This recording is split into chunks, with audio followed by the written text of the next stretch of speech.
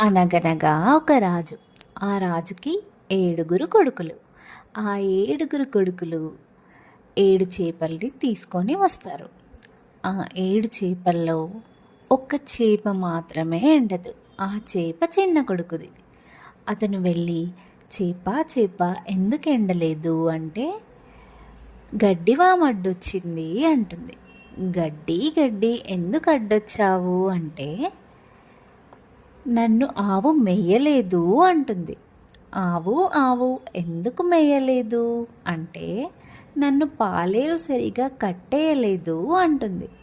పాలేరు పాలేరు ఎందుకు కట్టేయలేదు అంటే, అవ్వ బువ్వ పెట్టలేదు అంటాడు.